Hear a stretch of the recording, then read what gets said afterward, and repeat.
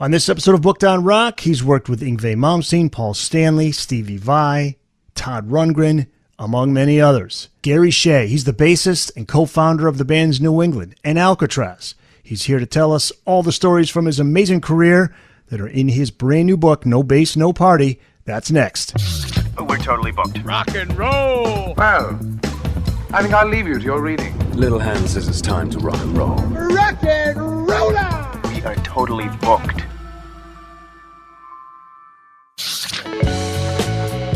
Welcome back to Booked on Rock. I'm Eric Senich. First-time guest to the podcast, it is Gary Shea. Gary's the bassist and co-founder of the bands New England and Alcatrazz. He has a brand new book out now titled No Bass, No Party. Gary, thanks so much for being here. Great to hear you. Great to be in Connecticut. What a small world. Just a quick story to set this up, because this must have been maybe 6-7 years ago. You were on the KISS podcast, Three Sides of the Coin, talking about when you toured with KISS in the band New England, and you said, I'm from Connecticut. Oh, cool. So I go and I Google your name, and there on your website, Southington, Connecticut. Oh, my God. That is where I live. Your apartment is literally a 5-minute walk from where I am right now. So I'm going to send you a picture of it when I get a chance. My family lived there for about 15 years, probably. Amazing. When was the last time you were in town here? About 6 years ago. So not too long ago. Okay. You still have family here? No, that's why I'm not coming back too often. Gotcha. Well, congratulations on the book.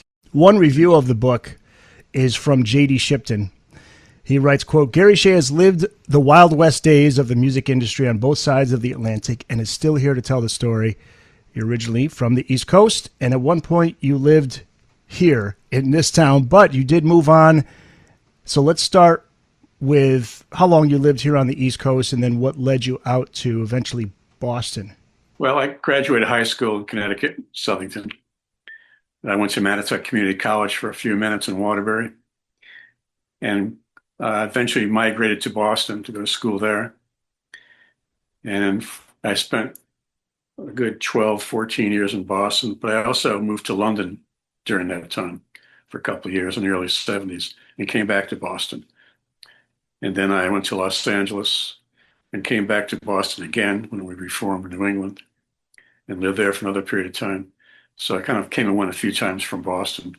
And then I lived in Los Angeles for a long time as well, about 15 years there. A lot of music in your house growing up. Talk about that when you decided you wanted to play bass, which according to the book was actually when you were living here in Southington. Yeah, it was kind of a fluke.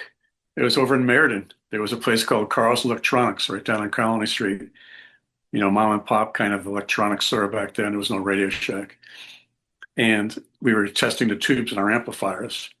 And I just bought a brand new Fender Stratocaster guitar for my life savings. It was a beautiful guitar. And it's the most sought after guitar now for a lot of guitar players. Early, mid-60s Fender Stratocasters. Anyway, I bought a brand new one, had it for about a year. And I'm in this store testing tubes, and up on a wall were a number of used instruments for sale. And one was a bass. And I picked it up and brought it down. It was huge. And I said, this is great. It's like an aircraft carrier. I'm pretty tall, and I thought, this is kind of cool. I mean, the strings are the size of a pencil. And I thought, this is really cool. We plugged it in, and it shook the store. I said, oh, yeah, I'm in on this. And I bought it. I had some extra money that I could do that with, and I bought it. And I bought myself a 1965 Fender Precision bass, the same that James Jamerson used on all the Motown songs and a lot of other bass players in the recording business through the 60s, and to this day, actually. Yeah, I thought it's cool. Actually, you were listening to the bass lines and the songs that you really loved. Yeah, because the bass is what you kind of move and groove to, and that's what the meaning of no bass, no party. Take the bass out, what do you got? Exactly. So the bass is the heartbeat. If people don't play bass, it links the drums and the melody and band together. It's the bridge. Even though usually in the background, not the most boisterous kind of guy in the band. They are the glue of the band. Without the bass, there's no thump. No matter what kind of music, with a country doom, doom, doom, boom, boom, boom, boom, boom, that's the bass. And it goes to any style, whether it's jazz or classical. Who are some of the bassists that you love? Like, who are some of your, I would imagine John Entwistle and... Yeah, John was for sure. I mean, who came out right at that time in the mid 60s, 1965, I think. I had the My Generation album, My Generation on there, little bass solo. I thought this is awesome. no one's doing this. The Beatles don't do this. The Rolling Stones can't do this. This is great. This is really cool. And I became an avid Who fan and Kinks fan and Yardbirds and all those English bands like that. They were doing kind of bending the boundaries of the songwriting, using sitars and other kinds of things, effects, distorted guitars. Where back in the 60s and you listen to a Bobby Rydell record, you weren't hearing that. You know, even the Rockville Rocket, Gene Pitney from Connecticut. Yeah. But these bands were, you know, stretching the limits. And then, of course, Jimi Hendrix came out and a lot of other people. So that was the music that I sought. And that's the reason I went to London at one point, was to try and find a group like the Moody Blues or Procol Harum had an orchestrated kind of symphonic rock sound that used the strings and a big sound, as opposed to a trio playing the blues or a country band. When you were in London, you met some big names like Robert Fripp of King Crimson, Luther Grosvenor of Spooky Tooth. Right.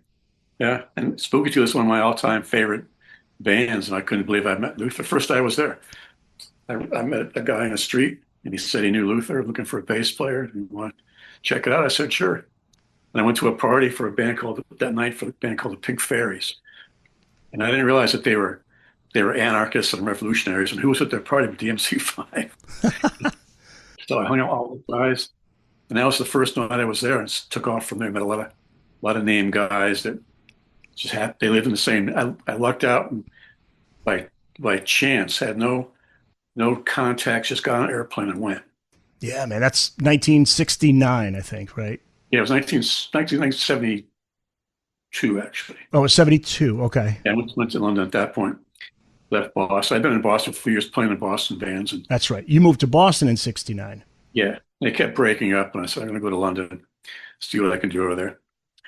And I met Michael Corby the first day I was there, and he started a band called The Babies, which had been very successful.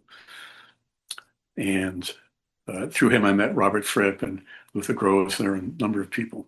Found myself one day in a Rolling Stones rehearsal place down in the docks.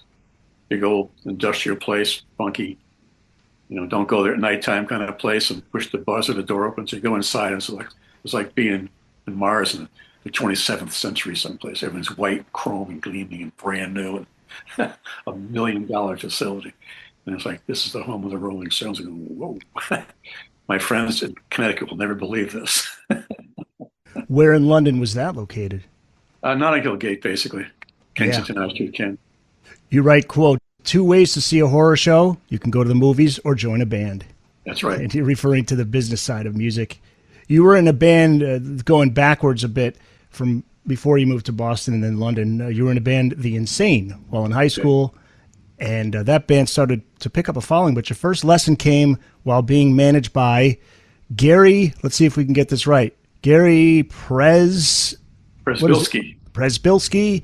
And he had a nickname. Was it Steve? Oh, that was Steve. Well, he was an older friend of one of the guys in the band, and he took out a loan so we could buy a PA system for $1,000, which we did. And then there were some payments missing, and we accused him of stealing from us. And he got so angry, he mixed up stealing with thief. And he said, "You call me Steve?"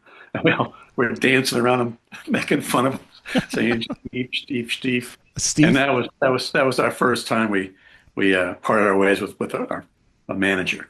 That was the first lesson that you got to be careful. Yeah, his tricked out Plymouth Roadrunner had not been working. All of a sudden it was working. And the bank calls and said, we're missing 2 payments for our PA, which he was in charge of. So where's the money for the PA? And he really couldn't tell us. So we put 2 and 2 together and said, this is not good. So that's what that chapter was about. Now that took place at Lake Compounds. Wow, Lake Compounds in Bristol. Yeah, right up the road again from where I'm at here. Going back to London, the time that you were there, things were going really well for you, but then the bomb dropped. You're feeling like things are moving along just great, and then all of a sudden you hear from the Home Office of Immigration? Yeah, they tracked me down. I was an illegal alien. I had been kind of missing in action. I only got like a 30-day pass when I first got there. I was lying about going to school there, which made everything was fictitious. And the guy gave me a visa for 1 month, thanks. So I disappeared for about 1.5 years, and they caught up with me, and that ensued with me having really to leave the country and come back to Boston, which I did. And the band I was playing in I had a German drummer named Herman Rarbel, and he had the same problem. He went back to Germany and joined an unknown band called the Scorpions. Yeah. And I was playing with he and Peter French from the band Cactus and Tom McGrewster. And, Oh, wow. Cactus. Oh, man. Yeah. Right. I'm a huge You Van know, Halen fan, so I know Cactus well because yeah. Parchman's Farm was the one that influenced the boogie Right. beat, Eddie and Alex. Armand and Tim Bogert. Wow. They were great. And so I was in with those guys and met a lot of people, a lot of music type people, professional people who were, making records. I was right near Island Studios. I could hear Leslie West and Mountain rehearsing through the walls. They were so loud on the street. Oh, that's cool. Booked on Rock Podcast. We'll be back after this. The curtain will go up on Act 2 after our short intermission. Then you return to Boston. Eventually, the band New England forms. John Fannin on guitars and lead vocals, Jimmy Waldo on keyboards, yourself, Gary Shea on bass, and Hirsch Gardner on drums. Initially called Fannin, but then your manager, Kurt Nerlinger, suggested the name New England. Is that Right. the story? Okay. Yeah, pretty much. I heard about the guys. The band was originally a band called Fatback from North Carolina. And I moved to Coventry at one point with the Boston band. We were there for about 6 months. And a friend of mine went to a club called the Shaboo at Willimantic and heard this great band from North Carolina called Fatback. And I thought, they said they're kind of like Yes, kind of like ELP. Big keyboards, big drums, big bass, but no guitar player and lead singer. And they're called Fatback. And I thought, whatever. So about 3 years later, I'm in Boston, coming back from England, talking to a friend. She said, I know a band looking for a bass player. It turned out to be this band Fatback. They had morphed into a number of names, added a bunch of guys, and they were replacing the last original North Carolinian guy on bass, which is where I came in. And I beat out 16 guys and got the gig. And that band played under the name of Target for about a year. And we played every college and bar between Boston and Montreal. And then two of the guys had offered to make a record with somebody else, broke the band up. I moved to LA. And after that record came and went, we formed a band. And we did demos in Philadelphia for 2 years. We rehearsed without playing any place and just paid the rent other means. And eventually we got we had 6 presidents come see us out in the woods in Massachusetts of record companies and offers these multi-million-dollar deals and said, well, the next big thing. And sounds good to us. Yeah, things really picked up pace. That's when Kurt enters the picture. Everything starts to really pick up. He was the regional guy for Electro Asylum Records, for Warner Electro Asylum Records. He helped the Cars get a record deal. He knew the guys in Queen. He'd given our demo tape. We'd sent a tape through him to Brian May of Queen to produce us. And Brian liked the music a lot. And he said that if he had time, he'd love to do it. Turned out he didn't have the time, but he drove across London and put the tape in Mike Stone's box, who was their engineer. He's the guy behind layering all his voices for Bohemian Rhapsody and all the Queen albums. He produced the jazz album for Queen. And so we eventually met Michael in New York City and hooked up with he and Paul Stanley. But Kurt, the record guy, wanted to be our manager. And we said, well, you really haven't any experience doing that, so how can I get us to Madison Square Garden? He played the tape for a friend of his who's also a Warner Electric guy at a Kiss gig in Providence, Rhode Island. And this fellow, Rick Alabari, said, who are these guys? And he said, this is a great band out in the woods, and they're really, really good. He said, can they do this live? He said, they're better live. They're heavy live. So he came and liked it, went down to New York, met Bill O'Coin and Manch Kiss, came like 2 weeks later, went to limousines outside. We played for them. And we played for a succession of 6 record company presidents. Clive Davis came to our house. Clive Davis. He sat right in front of me, right in front of my amplifier, and loved it. Said he wanted to sign us to Arista. Said he just signed the Kinks, but they had no heavy band like us, and they wanted us really bad. And the same thing came from all the other labels, from RSO, from Elektra, from Epic. And we wound up going with a new company called Infinity that was being financed by MCA, which had a lot of money and no other bands. So we thought that was the way to go. They had to make us famous because they got nobody else, which they were off and running, but they ran out of money and broke up. And that killed our second and third record.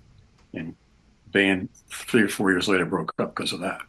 That was the reason we broke up, was the label folded, not that we were fighting or weren't making music. We're doing great. Yeah. Again, the business side of things. It is in.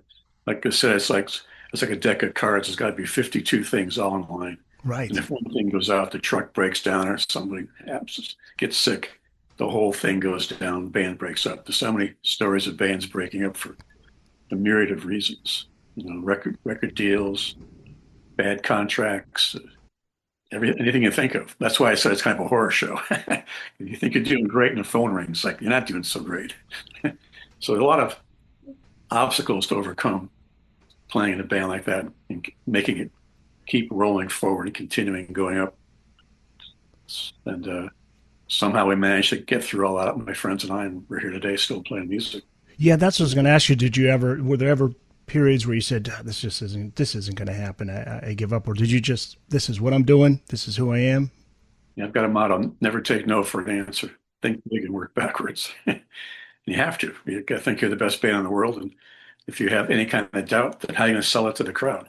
You have to believe that you're the best band in the world. You're this band or that band, and you're up against, we're on tour with Journey and AC/DC and Kiss and Foghat and Styx and Cancel, Cheap Trick, Blue Oyster Cult, bazillion bands, Thin Lizzy. So you're up with those guys. So you better be good. When the time comes, you get a chance to do it. So different nowadays. I wonder, there are bands that don't even have a major label behind them, but they develop a following just because of the way things are so different now to distribute your music. Right. Back then, there was no videos. You had to play live, and you had to be good live, and you had to be able to play live as well as make records. And to make records, you had to be a good player.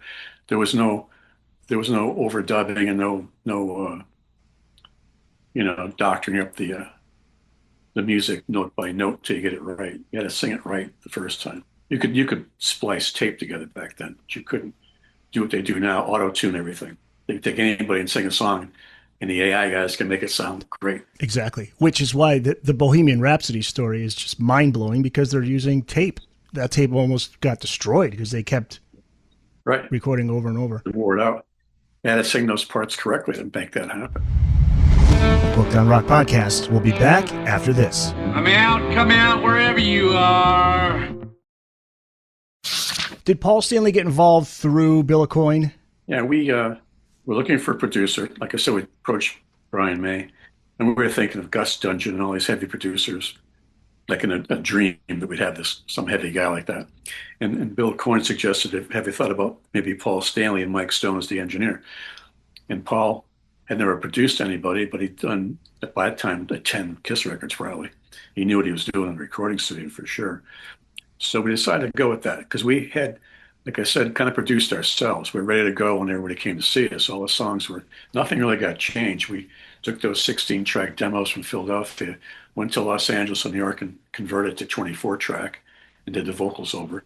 But the arrangements and the music itself kind of stayed the same. So no one came in and chopped things up and had to fire the drummer for 3 days and get some hotshot drummer to play the thing. That didn't happen. We played the parts the way we always played the parts, and it went very smoothly. And Paul was a great coach, got the best performance out of everybody. That was great. We can do it better. And that's how that happened. Do you think, I'm sure you heard the story that he was in the running to produce Guns N' Roses' Appetite for Destruction, but they just weren't on the same page. They chose to go with somebody else. But what do you think he would have done if he produced that album? It's the same thing we did with us, is sit there and get the best out of everybody. That's all it is. There's a producer's kind of a coach. Some producers are musicians and can change things, and some producers can't play anything, but they can hear it. Like Clive Davis, he can hear that this artist or that artist can do this or has the capability of doing something and suggest a change. Instead of doing the chorus 2 times, do it 3 times. He can make those kind of suggestions. So there's that color of hiring a producer, what you need. In New England, we hired eventually Todd Rundgren. We were all fans of Todd's from his band Nas in the 60s. I always loved his stuff. And we went up doing a record, and it was just good to have another member, a 5th member in the band with a different voice. And he played guitar on a couple of songs and sang some songs, wrote some lyrics with us, and we had a great time. And that's that kind of producer. Somebody can play anything. If he can play the drums, the keyboards, the bass, anything you want to play, he can play it. So we were on our toes, and we did a great record. The whole record was done in 80 hours. All the first takes, and we wrote the week before and recorded in 2 weeks' time. It was mixed, and we're out of there. That's how much we played and rehearsed in those 4 years prior to that. Don't Ever Want to Lose You was a top 40 single. Yeah, made top 30 in Billboard. It was on every station in the summer of '79. Did you know when it was recorded, when it was done, after you wrote it, like this is going to be a hit? We knew it was a good song. We hoped it would be a hit, and sure enough, it got play and started climbing the charts. And we were it was just great. We'd be in Colorado and hear it on two different stations at the same time. Be in a car, going to a record store and play at one station, it's on. Turn on the next station, it's on that station too. Yeah, what a trip that is, huh? That whole experience, like you say, it's just the whirlwind of it all. Right, you get out of the car and dance around the car like a Chinese fire drill, screaming, hooting, hollering.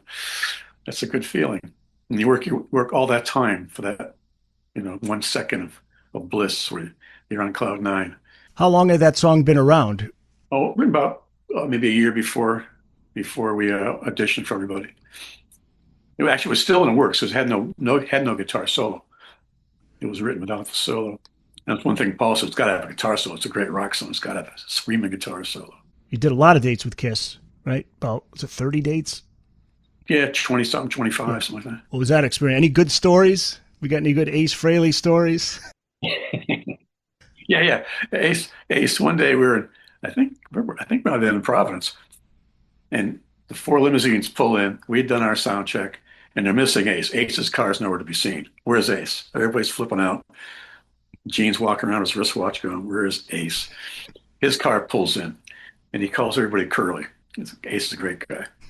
And he opens the trunk of his car, and he's got this 6-foot span remote control airplane. He's going, hey, Curly, look at this. And he bought this big remote control plane. He wanted to fly it indoors in the arena. And everyone tried to talk him out of it. No, you can't do it. You're going to kill somebody. Ace. So that would be Ace. He was a good guy. Did you guys chat about being from, because he lived in Connecticut for a long time. Yeah. Yeah. Right. Up in Wilton, I think, is where he had a place there. Right. For a while. Right. The New York part of Connecticut. Yeah. That experience, you talked a little bit about it when you met with Bill Aucoin in New York. What was that experience like? Oh, it was great. I mean, he's a really low-key, casual guy, very non-assuming, a little bit of tension, but not really tension because he was a pretty mellow guy. And we played and he loved it. My amp caught fire. We were playing the first 2 songs and we took a break and I looked at the amp and vibed and said, "You're going to work." And it worked. Yeah. We played the rest of the music and he invited us to come to New York City and see their operation. The next day we came to rehearsal. I turned the amp on and it blew. That's great. But it worked that day. And he said, "I'd like to manage you guys. And do you want to come to New York?" So we did. Went down to Manhattan to Bill's place and saw the Kiss op, their office, their whole operation on Madison Avenue. It was pretty impressive. Hard to say no to that. They were impressed with making the Kiss at the amusement park thing, the movie they made. Oh, Kiss meets Phantom of the Park. Yeah. Yes. Out in L.A. Classic. They were doing Classic. While you were rehearsing, working on songs in New England, a U.S. Marshal showed up and gave you and the band a subpoena. So going back to the business side of music again, right? You're being sued. Tell us about this. Your quote in the book is, "The snake had come out of the grass and showed his true colors." That's our boy Kurt. So we went down to New York and brought Kurt Nerlinger with us. And we told him you can't be the manager, but you could be the road manager or some kind of liaison to guys in New York or LA, wherever he wound up, but it's not going to be in Boston.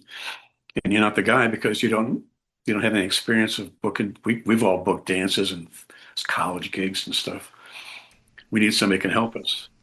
And so we went down together to New York, had a great time. He came back and he was going back down again a week or 2 later on his own to cut a deal with them. And he came by with a letter of intent saying that he was managing us and we'd enter into a more formal agreement down the road. And he wanted to have that as ammunition with this big business meeting in Manhattan. And we looked at it, we're all like 27 years old, 28. That's a contract. That's a legal binding. We signed this, we couldn't buy. And he said, "Well, I'll rip it up when I get back. I just need some kind of ammunition." And we said, "Well, you've been our friend and we think you're okay. We'll take a chance. You come back and make sure you rip that up or we're going to have to come to your house and it's going to be ugly."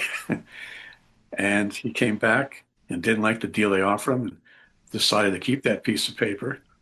And then one day we were rehearsing and the marshal came and gave each one of us a subpoena for $1 million apiece to go to federal court in New York City. I mean, not Boston, not traffic court, but federal court, Manhattan, big time. Wow. Now we got to hire a big time entertainment lawyer in New York to represent us. That's going to cost us 10, 13 grand, 20 grand. And the idiot sued Bill Coyne as well for $1 million and MCA Infinity Records. And I thought, here's where we get dropped like a hot potato. They're going to run from us. And Bill said, no, we're all going to fight for you guys. We got our lawyers. We're going to go after them. And they did. We went to court. We won, gave a little bit of money, never saw them again. But that almost train wrecked the whole thing we'd done for all those 3-4 years of rehearsing every day in the snow in the summer, in this little house in the woods. Almost wrecked the whole thing. So trusting somebody you thought was your friend, that's the hard part. If he's a stranger, that's one thing. He made a bad call, but he was hanging out with us. He was our buddy, part of the team. You know, you build a team, the bigger you get more and more people working for you, and it's hard to keep everything under surveillance of who's doing what, when, and where, all for your best interest. Yeah. After something like that happens, it's got to be hard to put your trust or faith in anyone. Yeah, like I said, his friends had quit their promo jobs and managed the band Boston, became millionaires. So he thought he was on the same track as that. And that's what his eye was on, was becoming a millionaire with the next big thing from Massachusetts. And we were the next big thing from Massachusetts, the way I called it New England. I said, come on, come get us. If any band around here can take that name, it's us. I grew up in Connecticut, John's from Boston, Tom Schultz from Ohio, the guys in the cars from Ohio. We are from here. And New England's a great name, and we're going to use it. And it's a memorable name. So many bands have names you can't remember who they were. So many stupid names out there for rock bands. And same thing with Alcatrazz. You know that name, Alcatrazz. It's just rings. You know, people say, oh, I've heard of it. We've heard of the prison. We've heard of New England, but you haven't heard our band. But the name still sticks. You remember the name. And that album did really well. The launching party in late 78, you say it was like the Academy Awards. The single I mentioned reaches number 40. Right. Also, Hello, Hello. Yeah, that was the second single. It's about to come out. And we were at that point we just got on Don Kirsh's rock concert, which is a big thing back then, because the only thing on TV back then was American Bandstand on Saturdays. And then it was Wolfman Jack Midnight Special. And then it was Don Kirsh's show. And we had a video because of Kiss. And back then, in the late 70s, not many bands had videos of whether, if you weren't Elton John or Queen or Kiss, because they cost a lot of money. It wasn't a thing everyone did at that time. So we had the video, and we played on Don Kirsh's rock concert one night. And we all got up. We were doing our second record in the recording studio. Came in the office, about 14 of us, and watching the TV. Here we come, Don Kirsh. This next band, New England, my friend Bill Coyne. Please welcome New England. Yeah, we're all screaming and throwing stuff, and throwing stuff at the TV. And about 4 days later, they got the phone call. The record company just collapsed, and that took that fun away. Booked on Rock Podcast. We'll be back after this. I think you'd be glad later if you weren't here now. You toured with Kiss, Dynasty toured in 79. I'm a huge Kiss fan, but they have their critics, and you said there were artists who had problems with New England only because of your association with Kiss, right? Like Thin Lizzy, Blue Oyster Cult, April Wine, John Cougar Mellencamp. What was their issue, and what kind of things did they do? Stupid stuff. Just rude things that don't need to be done. Blue Oyster Cult, every night that the stage got smaller and smaller. I had a grand piano in my back, and I literally had 1 foot between me and a big drop off into the stage pit in the front of the stage. So you can just push it back like 9 inches? No, we're not going to do that. But that kind of stuff. Or they say that your time is up. You get say they got 35 minutes. We got 3 wristwatches the same, we got 35 minutes. And you plan your songs to do that, and then have a little space where you run off stage, come back, do the encore. You're still under the timeline. But these guys turn the house lights on and say, that's it, you're done, it's over. And you're going, hey, we didn't get to play Don't Ever Lose You, schmucks. So, that happened to us with Thin Lizzy. And John, we went back out in the dark and said, you want to hear more? And we played half the song in the dark until they turned the house lights back up again. Wow. Yeah. So I'm assuming they took themselves seriously as musicians and didn't take Kiss seriously. That was their issue? Right. Well, Thin Lizzy was different because they did their thing, and they want us to go on first. We were supposed to be special guests. There was a band called Code Blue from LA. It was a new wave band with thin neckties, and they were saying it's not going good for us. We'd rather go first and get it over with. And they said, let us go first. And we said, why do you want us to go first? And they said, because the set change would be quicker. We've got a lot of gear. We said, that's an insult to our crew. Our stuff's in the truck in 12 minutes. All the stuff disappears in 12 minutes. We timed it. Guys practiced loading the truck while we're rehearsing the music inside. We had a great crew.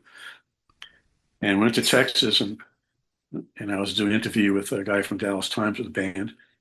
Rang up the hall. You guys aren't playing. They said somebody's sick. Nobody's sick. And they canceled us totally the second time. So we went to a party for a rock magazine that night that all three bands were invited to. And eventually Thin Lizzy showed up, and the guy from Dallas Times with us, and he came up with a microphone. He goes, why was New England bumped? And Phil and I said, well, 2 reasons. And I jumped up going A and B. And he said, okay. He said, here's the deal. Our band's breaking up. Thin Lizzy's breaking up right now. Nobody knows, but just our last tour. We're breaking up. And we saw your equipment truck open and saw your gear like Pink Floyd. We freaked out. We didn't know who you guys were. And he goes, take us left-handed compliment. We screwed with you guys. We went to the bar, and we became friends forever. Oh, that's cool. Yeah. He said, take his left-hand compliment. We screwed you guys. He admitted it. I said, okay.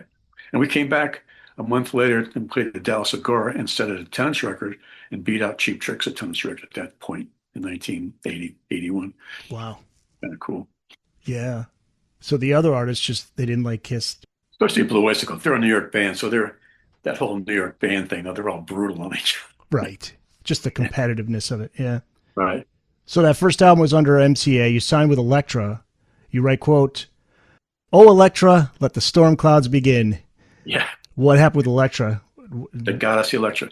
Well, the guys that initially saw us, they loved the band. And when the record company failed, they said, now what? And MCA rang us up, said that they had acquired 44 bands. That Ron Luxembourg, the president, had signed 44 bands in a year and a half. When he said he worked like 4 bands or 8 bands maybe, worked closely with the artists. That was all baloney. He signed 44 bands across the country.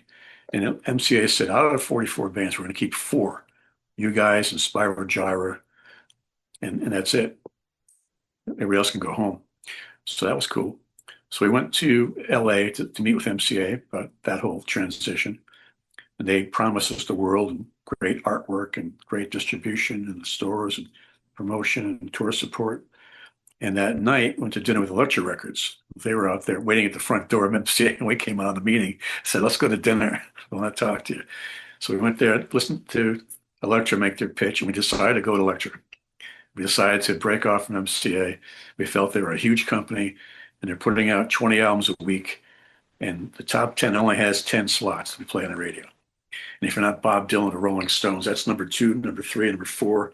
For a new band to be in there, it's tough. So we thought a better shot with a smaller company like Elektra. They were, had Queen, they had the Doors, had the Cars. We thought, great. And they swore up and down they were going to do this and do that for us. And when the time came, they didn't do anything for us. Some of the guys had left the company.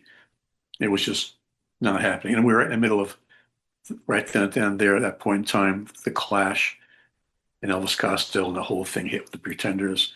The whole thing came down big time with the whole new wave thing. And the radio started playing all those guys as well. Now we got all these other bands added to the playlist, 1 through 40 or something. And, rock is dead. Bands like The Who are dinosaurs, and the Stones are dead. Led Zeppelin's dead. All these new bands that can't play music are the great thing right now. We'll see about that years to come, how that works out for that. Might be making money, but as far as musicianship goes, and then some of those bands are iffy. Some were great. I mean, a guy like Elvis Costello is a great musician. So it's just there were more people, more competition. And that hurt us. And we also had a song called Explorer Suite, like a 6-minute long song, big opus, 2 keyboard players, no guitar, kind of a showcase thingy. And we also had a song called Conversation. It was like Nick Lowe's song, Cruel to Be Kind. It's real acoustic, kind of slower song. Conversation, it's all we need. Simple song. We thought, that's the single. And Lex said, oh no, we're new to the big opus, so we're going to put that out. So we put it out, And they said we were dinosaurs and rock was dead. And we're like Kansas and Styx and those. We're not playing that stuff anymore. You guys are you're old. You're old. You're not happening. Oh, that was when I was 32 or something. Yeah. The ancient age of 32. Ancient. Well, that was in those days. That was the case. Though, like the Stones were considered old in the mid 70s. Right. They're still going. Right. When Peter French auditioned for us in London, I was 21. He was 27. He's kind of old, you know. Right. 6 years difference. It's a big deal when you're 21. So we went with Elektra. Second record, not so great. Decided to work with Todd Rundgren for the third one. Same thing happened. They just fell down. They didn't do anything for us.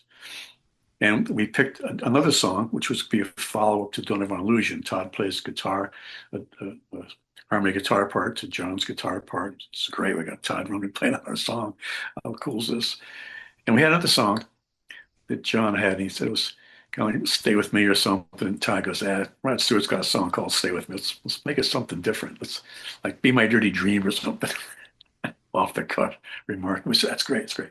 We'll call it DDT, Dirty Dream Tonight. So we did the song. It's like, you're the kind of girl I like, Be My Dirty Dream Tonight.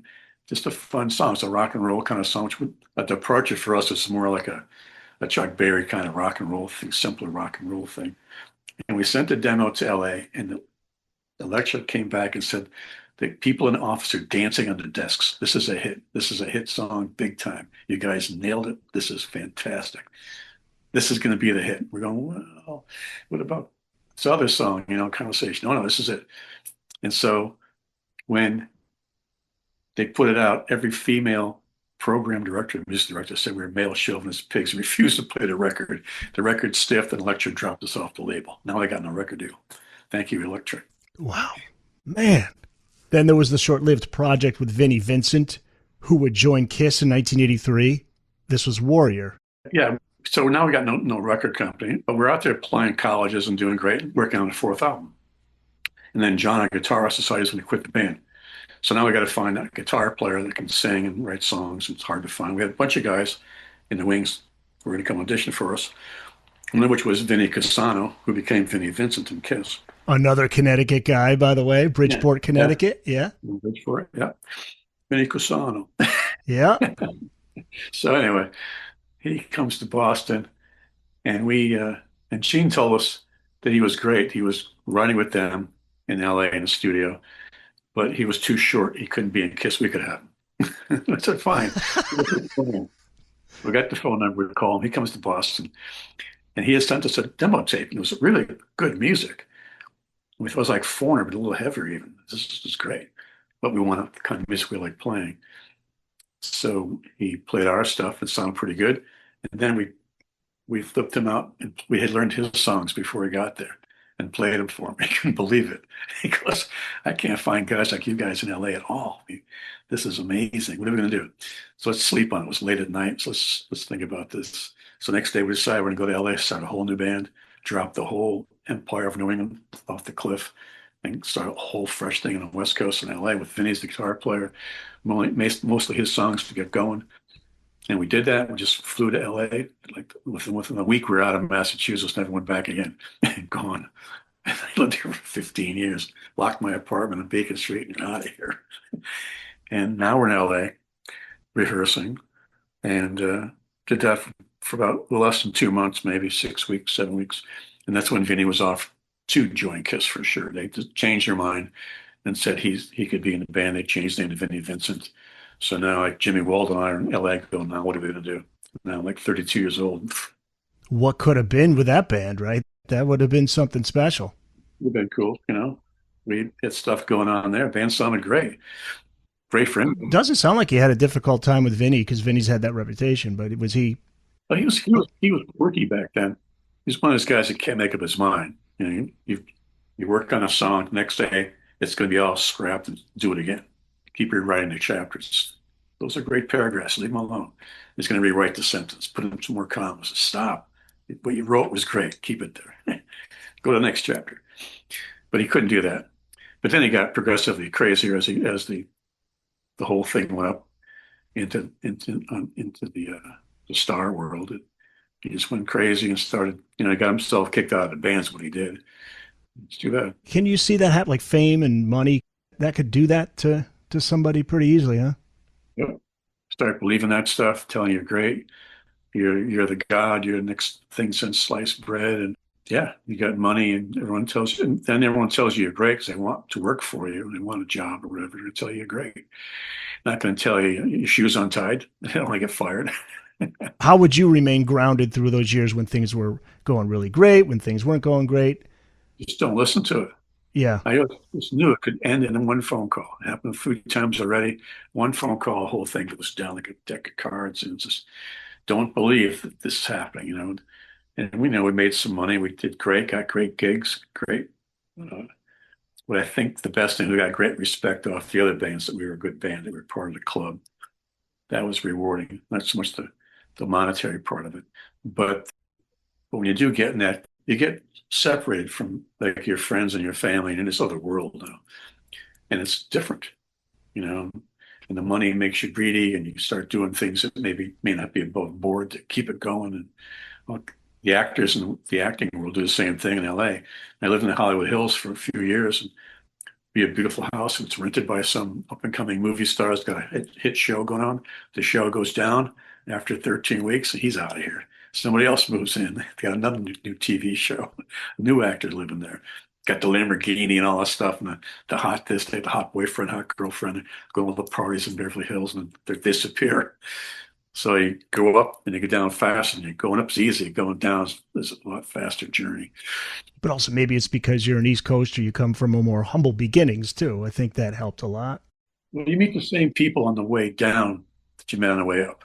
So, I mean, you want to burn bridges and be nasty, you can do that, but it's not going to do you well if something goes wrong. And I'm not going to have any friends because of that.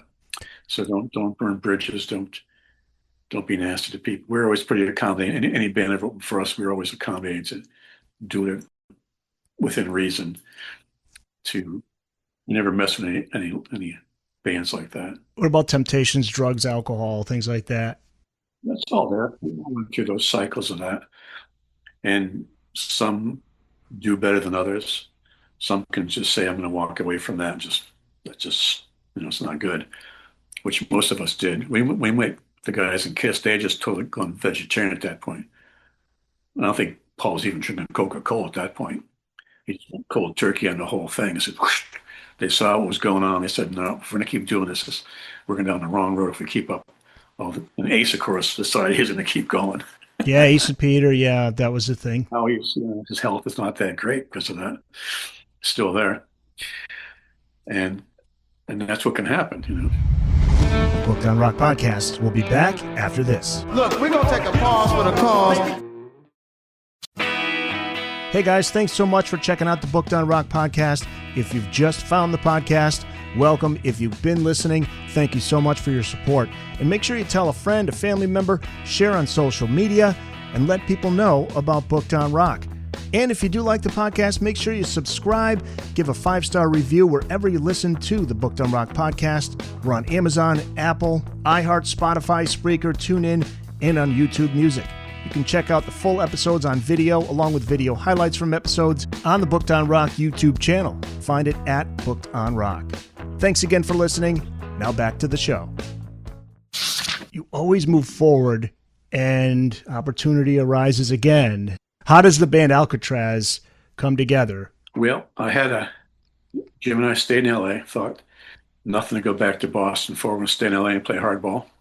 Maybe one of us will get a gig with some famous band and do well. Maybe we'll get a band in the same band together. It'd be kind of cool. I put an ad in a local paper, and my friend Michael Monarch from Steppenwolf, who I'd played with in London, he said, he's going to get all these crank phone calls from these people. I said, yeah, but answer one question. Is the ad free? And he said, yeah. So I put it in the paper. Just said rock bass player, X name, seeks recording studio thing or touring. And I got about 50 phone calls of people who were just kind of starting out and had a friend of a friend of a friend of a friend of a friend who knew somebody at Capitol Records. And that we're going to play at the Troubadour, an open mic night or something. So I'm kind of beyond that stuff. But one night the phone rang. It was an English voice yelling at me saying, did he manage Graham Bonnet from Rainbow and Barry Mark Barlow from Jethro Tull and Zal from Nazareth, the bass player? Are you the bass player? screaming at me. Who this guy is? He's screaming at me. I was about to go out the door to go someplace. I said, yeah, I'm the bass player. I could do that. And I said, you probably never heard of us, but I played in a band in New England. He goes, you were in Providence, Rhode Island at ELO eating all the shrimp backstage. And I said, that was me. I didn't eat all the shrimp though. I don't eat that much shrimp. But I was at that ELO show, and he was a road manager for Electric Light Orchestra. So he knew who Jim and I were from New England. And New England was that big reason we got our record deal. Not so much Graham's contact to Rainbow was the fact that New England done so well for MCA. And a guy who worked for MCA, an executive, told our manager, Andy, that we should check out this label in Orange County called Rockshire, a subsidiary of MCA. And we did. We got a record deal just on us in the band, no demo.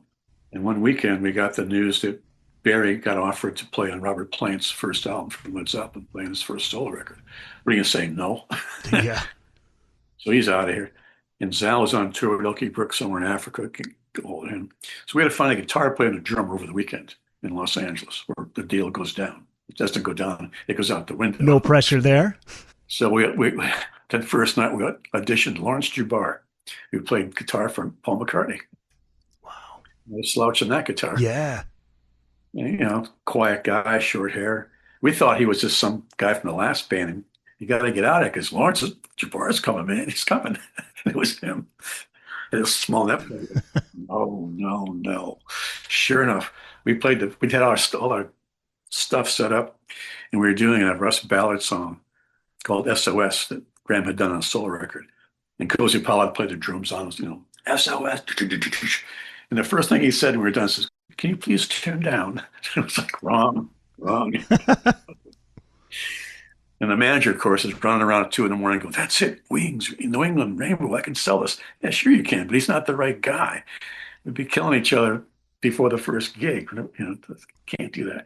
And he went to the next day to a neighbor, young guy that had a record store. I said, who's the hot guy? And he said, Yngwie from Sweden. He's playing this band called Steeler. So Andy rang him. He said, you want to audition for Graham Bonnet? And Yngwie couldn't believe it. He thought it was a crank phone call because he loved, all the Swedish guys love Deep Purple.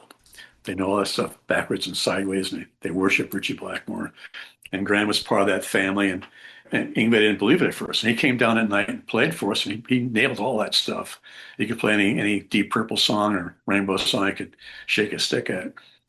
And he became the guitar player. It took us a longer time to find drummers. We auditioned about 10 drummers over a couple of months' time, and got Jan, who had been in Alice Cooper's band. And so did our first record. That became Alcatrazz. And I named the band Alcatrazz one day, sitting around talking about band names, the same thing about memorable names.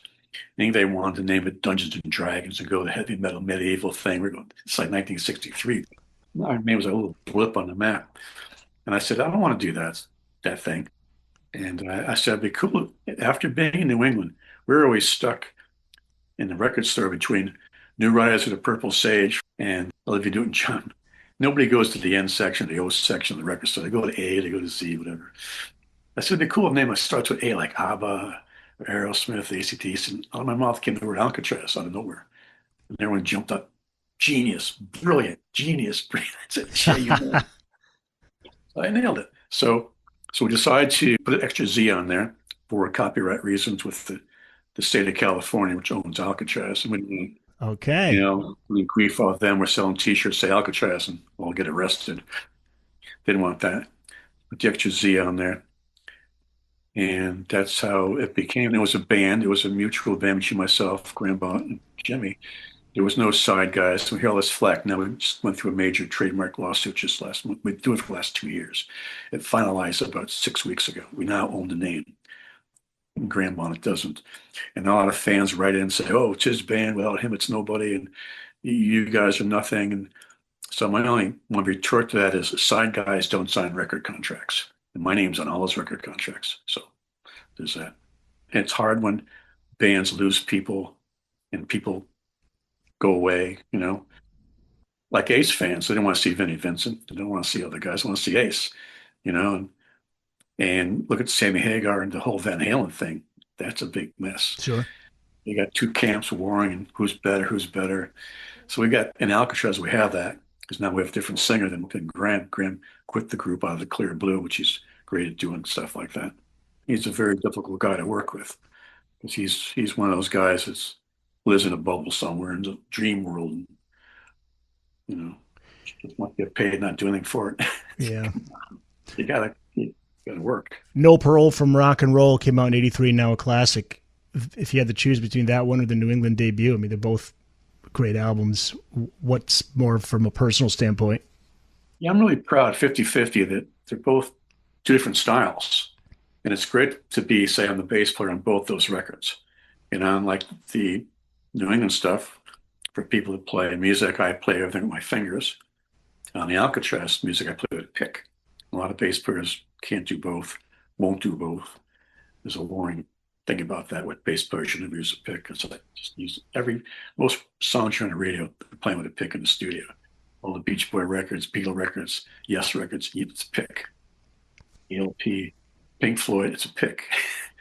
Led Zeppelin, a lot of times pick, and sometimes fingers. So you learn how to do both of them. You know, if you're in a studio, you might be asked to do both ways. So that's part of the repertoire to be able to do that. So I'm proud that I did two records that are kind of different from each other. It's not the same thing. Like going from Ronnie Dio to Ozzy Osbourne wouldn't be a big major thing musically. Same kind of style. But if you went from Ozzy Osbourne and joined ABBA, that's different. Yeah, that would be. That means you're adaptable and you've got a wider palette of information you can choose to play that kind of music. So, And then you work with a guitarist who works with David Lee Roth, Stevie Vai. So let's talk about that, his arrival. This is because, was there falling out with Yngwie? Yeah, well, the manager, speaking about drugs, swore he had managed it. Robert Palmer and Bay City Rollers at one point, and the whole thing went up his nose and lost his family. They got back together again. He swore never to do it again.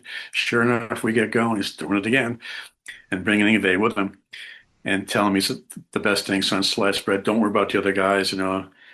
And like in Japan, they were saying Alcatrazz featuring Yngwie, and Graham saw that hit the roof. And so that became a problem. And Yngwie just started getting more out of hand, but just jumping around all over the place. Just play the song. Just do your solos and go crazy, but don't be running around like a crazy person. And he just got a little hard to deal with. Was this is not good. And Graham reacted, rather than taking the reins and saying, "Here's what we're going to do. You're going to do this, or you're out of here." He just went into a shell and just hated Yngwie, and everything's bad, and come out of the house. So now we got a problem.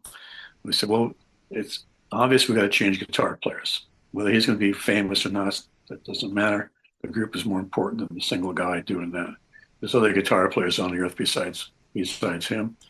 So we put the word out, and Jimmy found Steve Vai through David Rosenthal, who played for Rainbow, and I think played for Billy Joel for a while. And he mentioned Steve Vai from Frank Zappa's band. And we did some auditions in Burbank one day, told Yngwie, and on Sunday there was nothing going on, no interviews or anything, to stay home. Girlfriend's about 15 from Sweden. Really young. He stayed home. Meantime, we're in Burbank. We got all the stuff set up, the whole back line, the whole thing. And we auditioned Kristen Pelletieri, who's another Connecticut guy. And he played everything like Yngwie, like perfect. And I thought, well, that's kind of cool. And Steve played differently.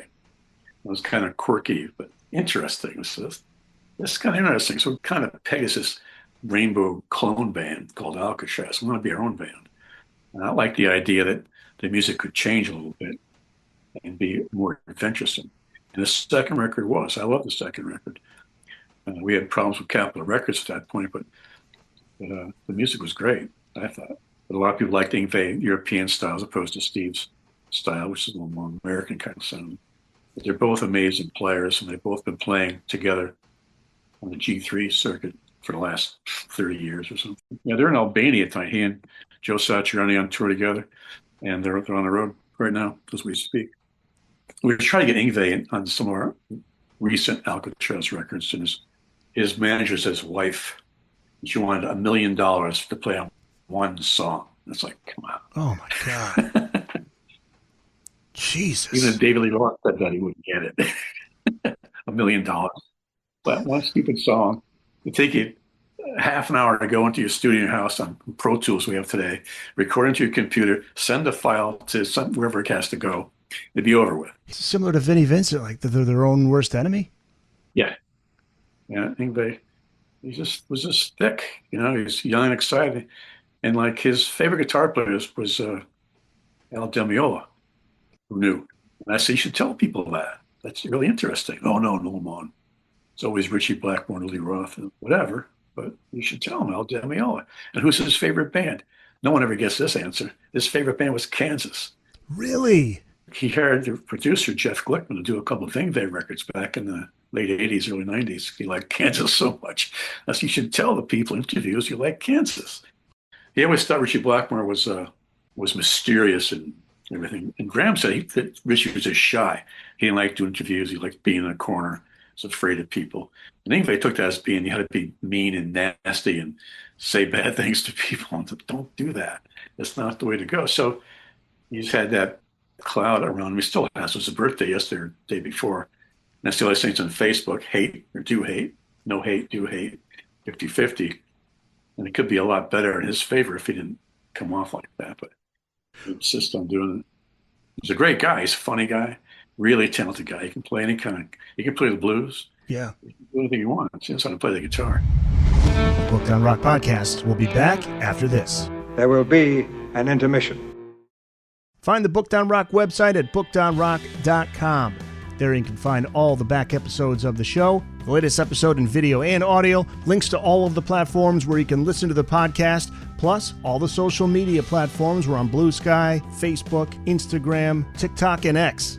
Also, check out the Booked on Rock blog, find your local independent bookstore, find out all the latest hot rock book releases, and before you go, check out the Booked on Rock online store. Pick up some Booked on Rock merch. It's all at bookedonrock.com. Stevie Vai, on the other side of that, is a guy who seems like super easy to work with, super humble, and... Yeah, and he had done 7 albums with Frank Zappa before he met us. Right. Did the record, went to Japan together and played it. We did a tour in the Southwest live. That was great. And then he got the offer from David Lee Roth to replace Eddie Van Halen of all people. Yeah. So we had Vinnie Vincent going to Kiss, Steve going to David Lee Roth, Yngwie. Yeah, there's a guy, Frank Myers, his name. He was friends with Dweezil Zappa when they were kids, like 12, 13, 14 years old. And he told me a story that Stevie Vai came over the house one day and they went for a ride somewhere, and Stevie put in a cassette. And he goes, hey, guys, check this out. And it was like Yankee Rose and, the stuff on you. He's like, yeah, I'm working with David Lee Roth now. And Frank was like, what? He's like, yeah, don't tell anybody yet, but it's coming out soon. Right. Yeah, he was telling that story. Steve, when we met Steve, he had a trio with Stu Hamm and Chris Frazier. Chris Frazier is in Foreigner at the moment, and Stuart Hamm plays with Joe Satriani. They had a song called The Attitude Song. It's just bizarre, little crazy thing of changing time signatures because they could. And that was the first floppy disk the Guitar Player magazine ever put out way back in the world of floppy disks. They said, for our first issue of floppy disks, who can we get? Eric Clapton, Jeff Beck, Jimmy Page, Alan Holdsworth. And they said, let's get Steve Vai from Alcatrazz. Oh, this is cool. We're off to a good start here.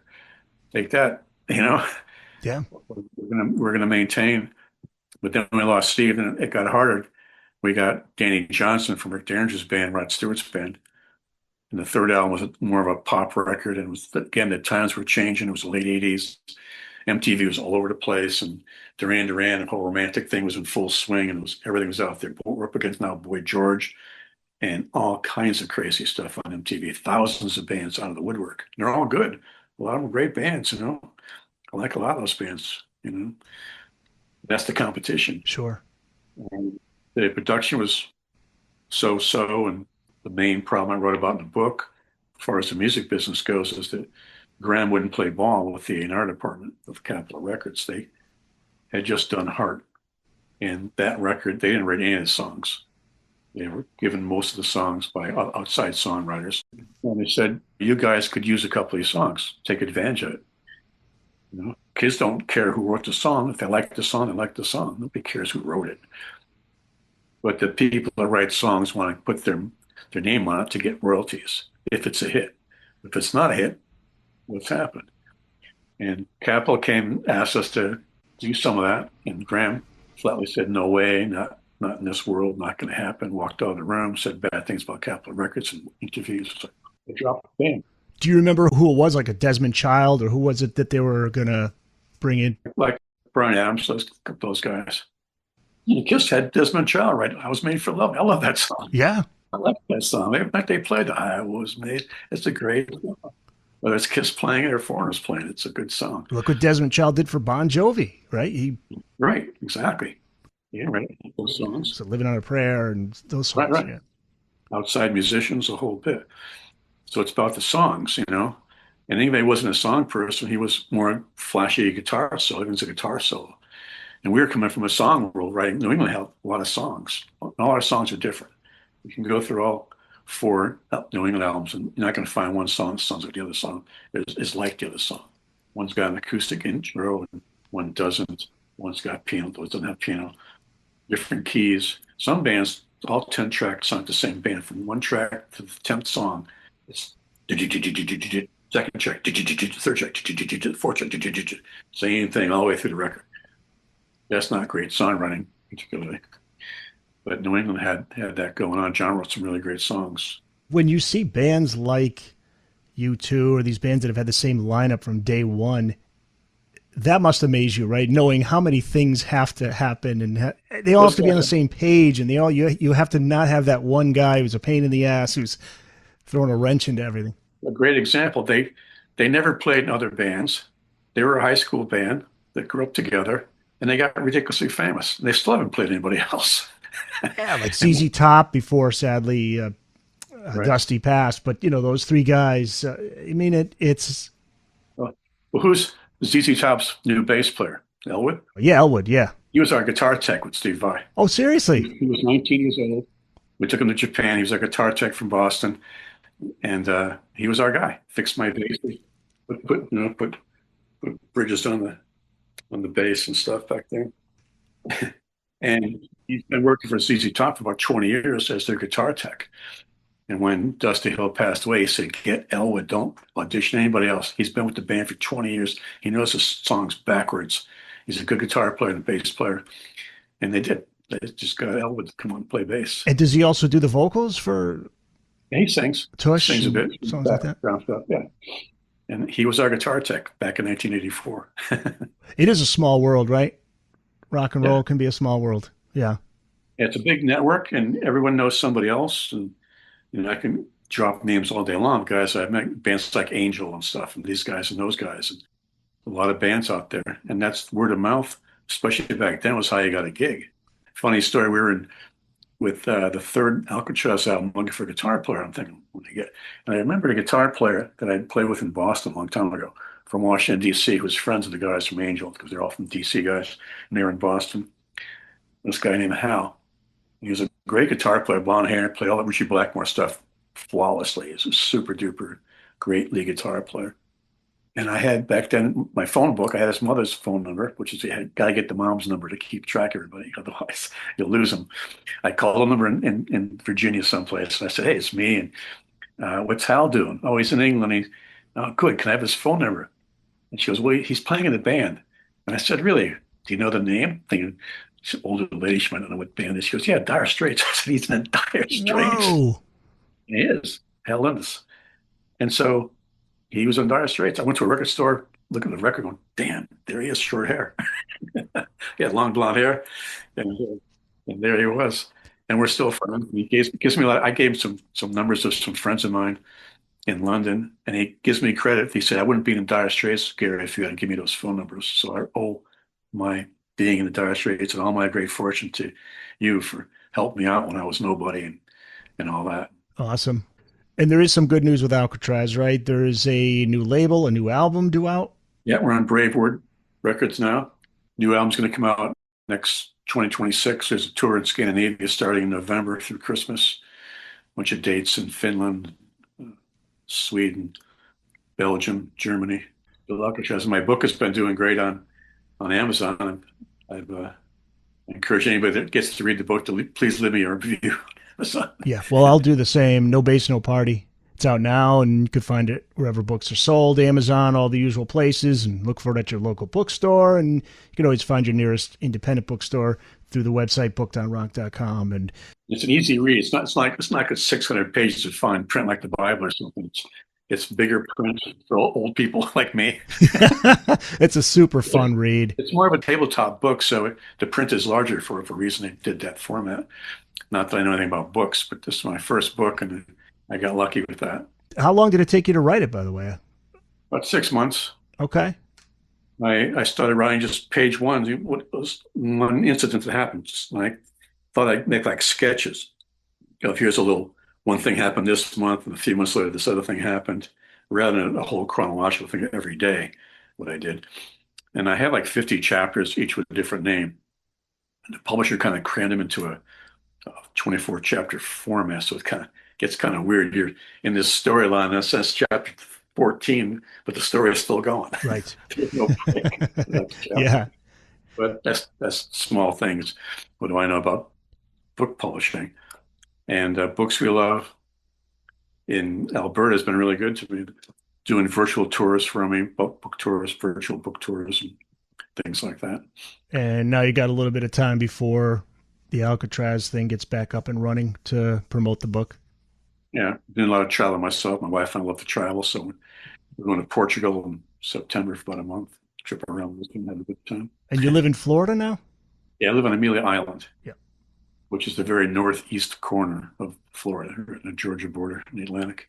Well, I'm glad we were able to do this. Like I said, it's just a small world story, man. I just cannot believe still that you grew up about 5-minute walk from where I am. It is, yeah. Riding my bike down, a bunch of kids chasing, we're going to kill you, we're going to kill you. Well, the high school you went to is now an elementary school. Yeah, that whole thing is so depressing. Last time I went back there, Senich Street's one way, and the popular restaurant's gone. It's gone. Basically, it's been painted. I know, man. It is a very, very different. It was a pretty crummy street when I remember my girlfriend in high school had a lie to her father where I lived. I lived on Liberty Street. Liberty Street? Yeah. Row. It was Skid Row back then. Yeah. Winos and people on welfare across the street from us and all that. Yeah, now you where you lived is next door to my dentist. So next time I have my dentist appointment, I'm going to say to the people in the office, I know somebody who used to live there. I worked in cash and carries for famous. About 3 years. Yeah, I was the guy. That's damping awesome. all the macaroni and the olive oil, bagging groceries and bringing them up to the car. That is cool. Well, Gary Shea, thanks so much again. No Bass, No Party. That's the name of the book. Go out and get it. It's a great book. It's a fun read, and we look forward to the future of Alcatrazz, man. We're excited about this. Fans, I'm sure, are super excited, longtime fans. Like I said, I think I've hammered all my friends on my book, trying to find some new people. So find some new people to pick up a copy. It's well worth it. And again, you can get it wherever books are sold. Thanks so much, Gary. Thank you, Eric. It's been great talking to you.